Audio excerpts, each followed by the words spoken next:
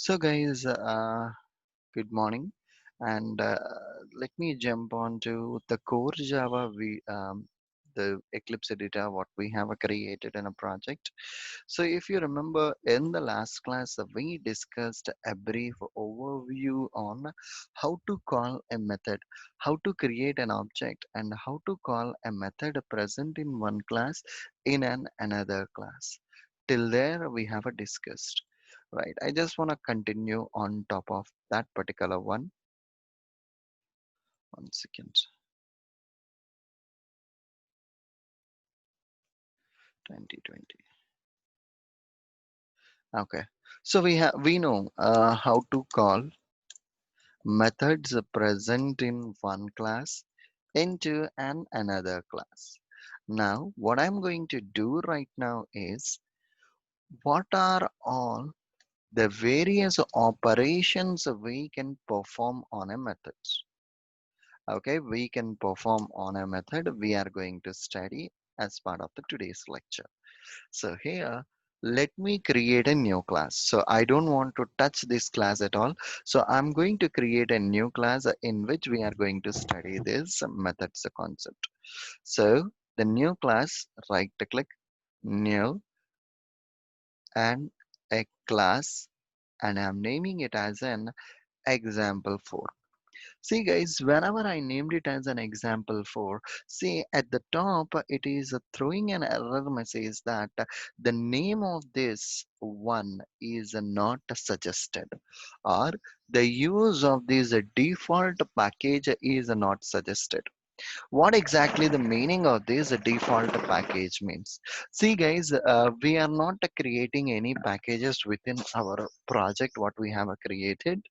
We are just creating the code base within the default package itself, right? We are dealing the information, we are storing the information within the default package itself. That's what it is mentioning. So your Eclipse editor is suggesting that it's not good for you to store the information within a default package. That's fine. Ignore it and click on a finish for now. And see here, public class example 4.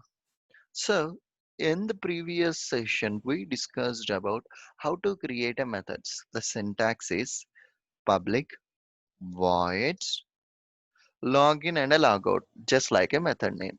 So here I'm creating my method name as a sum.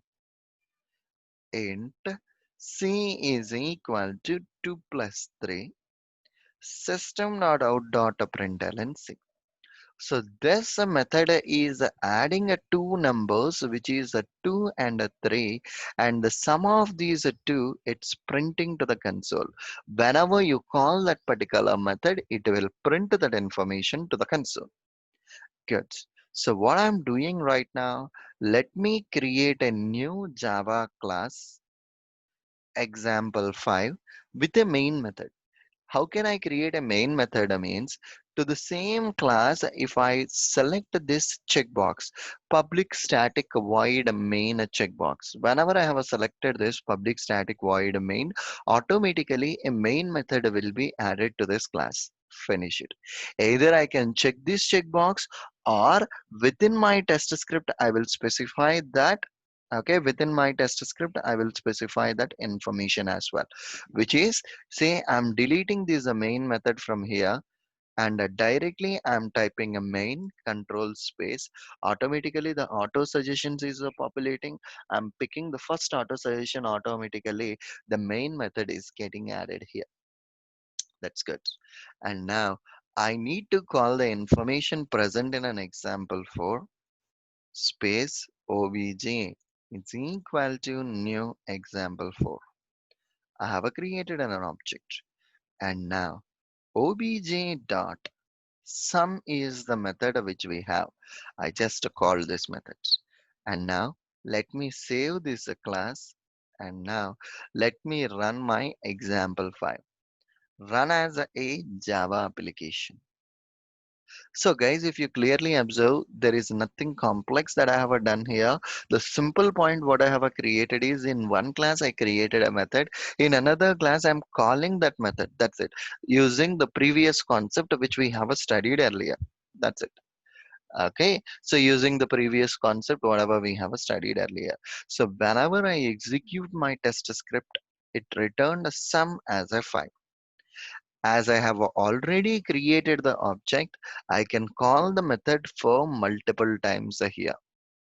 So I'm calling this a sum method for 5 different times. And when I run my test script as a Java application, in the Eclipse console tab, 5 different times the sum is getting printed. So the bottom line out over here, what it is happening means, whenever we are calling that method, always it's printing sum as a 5 to the console. Even if you call it for 100 times, all the times it will print the same output. But my requirement is I don't want to get my sum value like that. Okay, so my requirement is whenever I'm calling a method, then I need to pass the desired values on which it needs to perform a sum operation. Okay, on which it needs to perform a sum operation.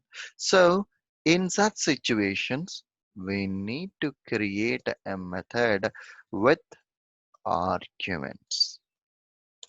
Okay, we need to create a method with the arguments. So how can I create a method? In the example for class, I'm creating a new method. Public voids add is a new method that I have created. And in this add method, I'm passing int a comma int b. Int a and b are the arguments whatever we are passing here. A is one argument and B is another argument. So I can call it as a parameters also. A and B are parameters we are passing to a method. And internally inside the logic, int C is equal to A plus B. System.out.println C. Immediately, a quick question will rise in our mind. Okay, we are passing these parameters. Where are we giving the values to these parameters?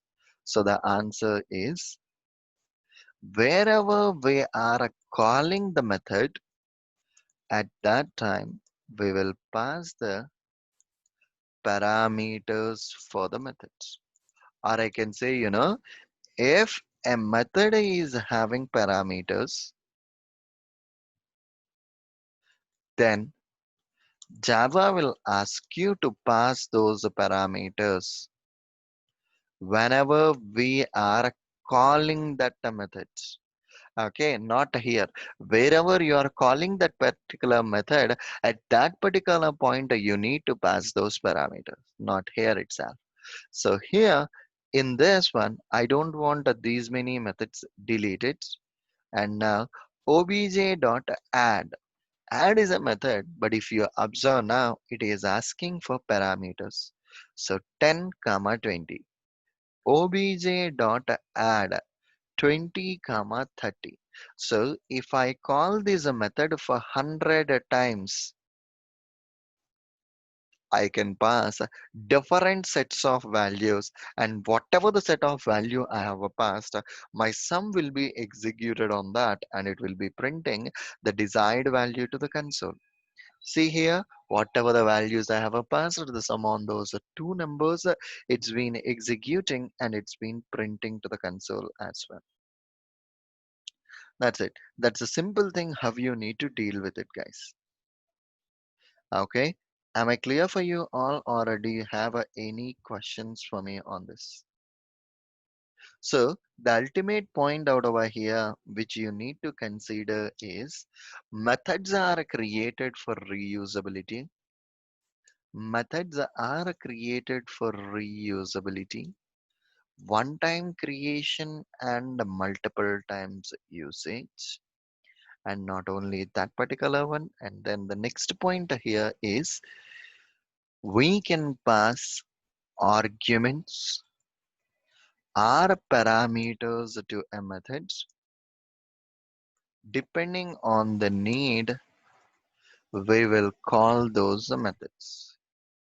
And whenever there is a method with the parameters, we will call that a method, or whenever we are calling that a method, we need to pass those parameters. Okay, we need to pass those parameters at the time of calling that a method itself, guys. That's it. And immediately a simple question will rise in our mind. So far, whatever the examples we created, we are creating a two Java classes. In one class, we are writing methods, and in another class, we are calling the methods. The question out over here is, why can't we create a methods and call methods within one class itself? Can't we do that? Yes, of course, we can do this. How are we going to do that? We will study moving ahead. Not now, we will study this concept moving ahead, guys. Okay, cool. Done the deal. Done up to here. So this is a high level overview on this particular overview on a methods. But the ultimate point of what we have studied is I created a method, I added the two numbers and I'm just printing down those numbers to the console. That's it. It's as simple as it. Then the next point that I need to consider on top of this particular one is, okay, so we have seen a brief introduction about the methods and we created few methods and we called the methods. Before jumping on, am I clear for you all till now or do you have any questions for me, guys?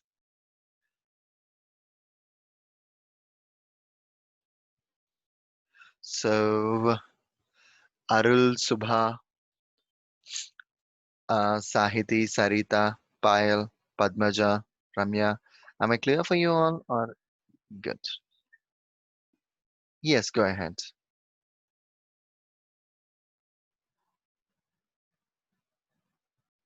Yes, I'm doing this one, right? So with the single object itself, whatever the methods are present in that particular class, I'm accessing it. I can do that. There is no specific restriction that you can't do all these things. With a single object, whatever the info present in that class, we can access that information easily.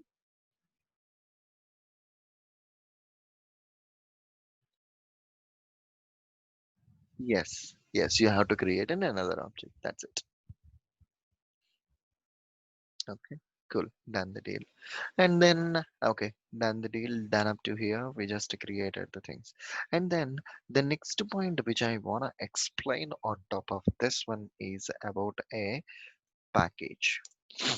So what exactly this package is? Okay, so a package is a simple folder location. Okay, package. A package is a simple folder location in Java in order to prevent the naming conflicts and to control the access. We are going to use these packages. So within a package, we will be defining set of classes and interfaces. So the bottom line is we are going to store set of Java classes or interfaces within a package. Simply, it's a folder location. A package is a simple folder location in which we are storing down the desired information inside it. Good enough. Done the deal. If that's the case, then the next point that I need to consider on top of this one is, okay, so why we need these packages? The reason is, as I have mentioned, in order to avoid the naming conflicts, or I can say, package. I can say within a package, I can store group of related stuff. I can say an example for this one is I can create one package in which I will create all the Java classes related to method examples there. Okay, method examples, whatever are there, I will create it in one package. And then the variable examples, I will create in another package. So just for your reference, I am explaining. Just by looking into the package, we can easily understand what we have stored inside it. What exactly the content we have inside the package, just by looking into the package name itself, we can easily understand, guys. That's the reason we are using this packages concept in the real world. Okay, good enough. Done the deal. And then the next point that I need to consider is how to create a package. Within your Eclipse editor, right click on your SRC, go to new. From where you have created a Java class, just above the Java class, there is a package. Pick a package, and I'm naming it as a methods examples. See, I have given a name, method examples. So here it is mentioning that discouraged package name. By convention, package name usually will start with a lower case. So your Eclipse editor is suggesting that, buddy, you have to start your package with a lower case, not with an uppercase. As for that warning message, this one we can call it as a warning message. As for that warning message, I have updated my package name. Done. And now click on a finish. So I just created a new package. And now let me create a new Java class. I don't want to do anything, example method one. So I just created a new Java class inside a package. Now guys, example 5 is created in a default package. Example 1 is the class that is created inside a method package. The difference, if you observe, in line number 1, there is a blank. There is a nothing here for this default package. Whereas if you observe it for this particular script or the class what you have created and inside a package, it is displaying that a package, this is the name of that package. It is saying that in this package, this class is being created. Method examples is the package you have created, and this class is residing in this particular package. The line number 1 will start with a package name. Usually in the Java classes, whatever you are creating, it will start with the package name itself. In the Java class, whatever we have created, it will start with a package name only, followed by a class declaration. The first line here, it will start with a package name itself, guys. So this is what a package is. Good enough. I understood the difference basically. And now what I want to do now means we have a created couple of examples without having a package, right? So let's go into the folder location and let us see how these packages looks like. So right click on this script, go to properties. I just performed a right click operation and I clicked on this properties and I clicked on an expand or show in the system explorer. And see here inside the SRC, all the 5 different classes, whatever you have created, are just outside it. They are not even stored inside any packages. So what I am doing right now means whatever the examples we created earlier, right click,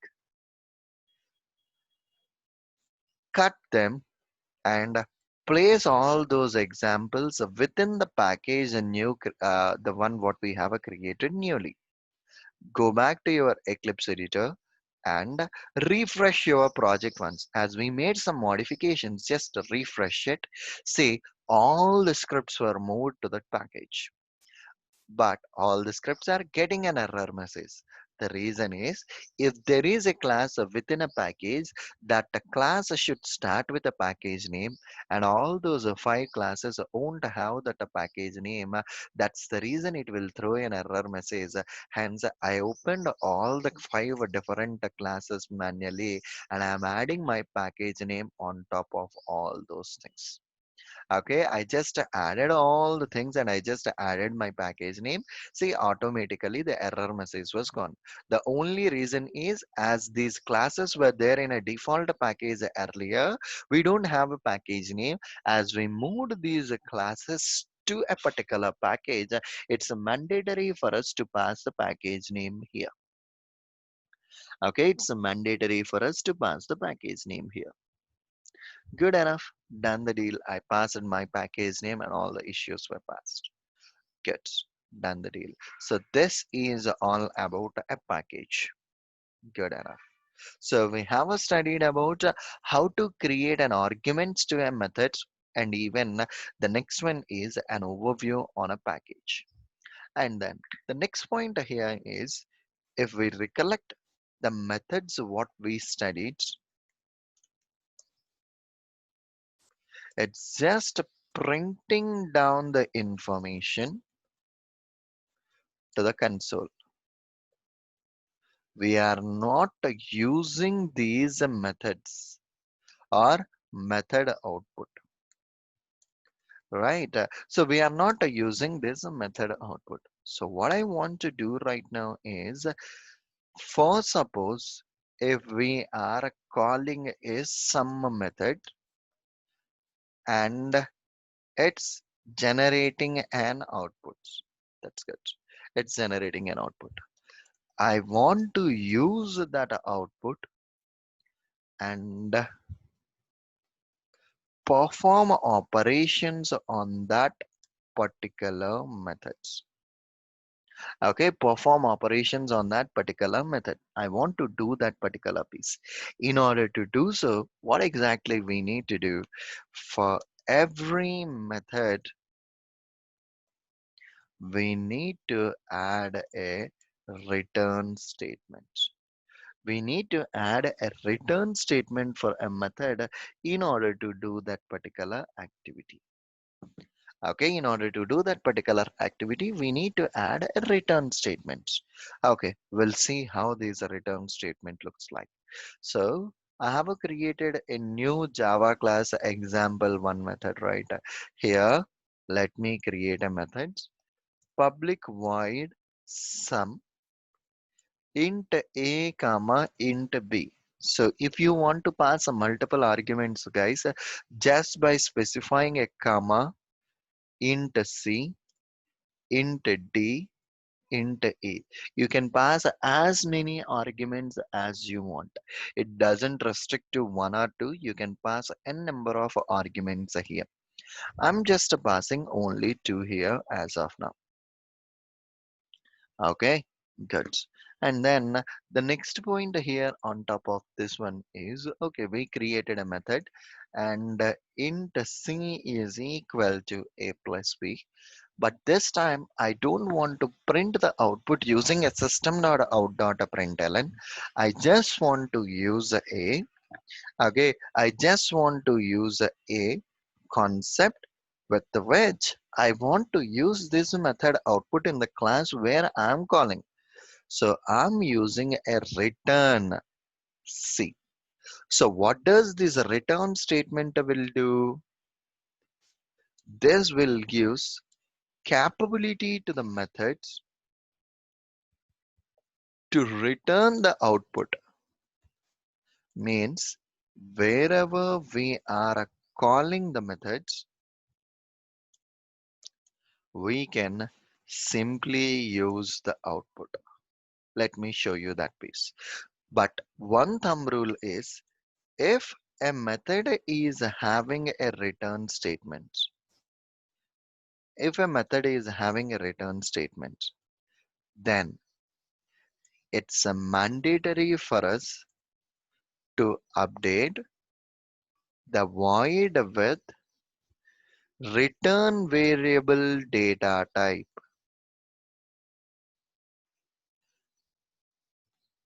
in the method declaration. See, basically, in the method declaration in line number 6, we have a void. Whereas, whenever you use a return statement, it's mandatory for us to pass the return variable data type. See here, I'm returning C and my C data type is an integer. The void should be replaced with an integer. I just saved a method now. So here, what exactly a void means? So I'm just adding a comment to void means it won't return anything. Whereas here, int means the method outcome is an integer. So wherever you are calling the methods, you can store the outcome. You can store the outcome in an integer. Okay, you can store the outcome in an integer. Not only the integer, the outcome might be a string, a boolean value, a character, depends on the one your project requirement. We can create the methods here and we can add a desired return statements to that particular methods. It's up to us what exactly we want to use. Okay, done the deal. And then, so what I'm doing right now means finally, I'm creating a new class, example 6 with a main methods. Example 6 with the main methods. So here in this method, what I'm doing right now means in this particular method, so example method of 1 obj is equal to new example method of 1. I just created an object to the class which has this method obj dot sum. I'm calling the method 5 comma 10. If you mouse over on that particular method, so a tooltip message is populating, and whenever I mouse over on that tooltip message, the first keyword it is populating as an integer. Okay, the first keyword it's been populating it as an integer. Int is a keyword, followed by, if you observe, this is the package name. Method example is a package name. Package name dot example method one is the class name dot the method name. So whenever we mouse over on any method, not only this method, first keyword will be a return type of the methods. Okay, the first keyword is a return type of a method, and the second keyword is a package name. The third keyword is the class name, and the fourth keyword is the desired method name. If there are arguments, it will display with arguments also. Okay, it will display with arguments also. Let me mouse over on that method again. So see here, int method examples is the package name, dot example one method is the class name, dot sum is my method name. I need to consider the first word int. Int means it's a return type. The outcome of this method here I can store it in an integer variable. Int P1 is equal to the outcome of this particular method. I'm storing it in a P1 variable, guys. P1 is a variable that I have created in which I'm storing the outcome of that method. And now here, what you can do with this P1, you can write down any conditional statements or you can use a print statement. As of now, in order to write the conditional statements, we haven't studied anything about it. Hence, I'm using just a print statement. System.out.println some of the methods sum of the two numbers is plus P1. So here, what we are doing, we are printing a string that is placed in a double quotes plus the value present in a P1. Both the things I am printing to the console. Now, when I run my test script as a Java application, it will print down that information to the console. That's it. It will print down that information to the console. That's it. Okay, cool. Done the deal. So this is a simple point how you need to consider, guys. Okay, this is a simple point how exactly we need to consider on this. Good enough. Done the deal. Am I clear for you? So now when I check out my console here, the sum is returned as a 15 as of now. So there you didn't find much difference between printing the values and a return statement as of now. If you consider the difference between printing a value to the console using void and printing a value to the console using return statement, there is a no much a difference. The only difference out over there is if a method is having a void, then within that method itself, we should add a print statement. Whereas here, if we are using a return statement, wherever we are calling that a method, there I can use a print statement. Not only the print statement, guys, we can also write down some logics like if sum is greater than 10, print sum as a large number, or if sum is less than 10, print sum as a small number. Like that, we just need to update that information. Okay, so such things we will study moving ahead. Not exactly right now, but we will study this information moving ahead, guys.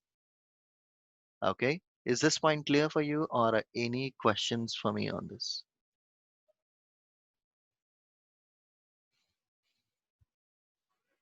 Kids, done the deal. So considering your silence as you are good so far.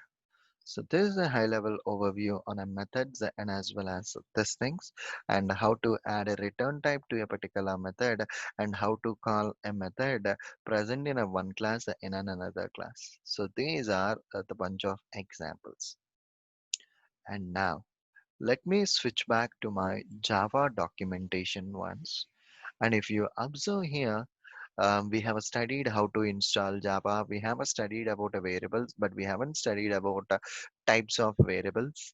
And then we studied about data types, and we have seen a brief introduction about the primitive data types, and even we have studied bunch of examples on primitive data types. We need to study more about a string and as well as a reference data types, which we will study in the tomorrow session. Even we have seen how to download the Eclipse editor and how to use the Eclipse editor also we have studied along with the package. And even while creating a package, how to create a naming conventions also we have studied, followed by a bunch of methods examples we have studied here, like how to add a return statement to a particular method and then how to use a method and all those things we have studied. And on top of this one, the small point which I want to explain out over here is the naming conventions following which we are following for m methods. What exactly the naming conventions you need to follow for a method or a variable also? Okay, so method or a variable. So assume that your requirement is to write down a login logic in a method. Then the method name should start with a lowercase log into application. If you observe, this is the method. In Java, how I will create means let me directly create the methods within an Eclipse editor for my understanding. So here, let me create a bunch of methods for my reference. I'm maximizing my editor. Public void login to application. This is the method I have created. So guys, if you clearly observe, the starting a keyword, the starting word within a method will start with a lowercase and other words will start with an uppercase. The starting word for the other words will start with an uppercase. In the login to the application, okay, within the login to that application, if you observe here, L should be in a lowercase. To is a new word which should start with an uppercase. Application is a new word that should start with an uppercase. And if you our method is a logout, public void logout from application again. So here logout L should be in a lowercase as it is starting, followed by whatever the words are there. The first word will start with an uppercase. That's what I have created. The same rule we will follow for methods also. The same rule we will follow for both methods and variables. How come? See, in the example, I stored it in a P1, the outcome, right? I can store here instead of a P1, sum of two numbers. Okay, as of now, I'm just storing it in a sum of two numbers, but it should be a meaningful variable. I'm just giving it like that. Just by looking into this variable name, anyone can easily understand why we have created these variables and why we have created these methods. Just by looking into the names itself, people can easily understand that.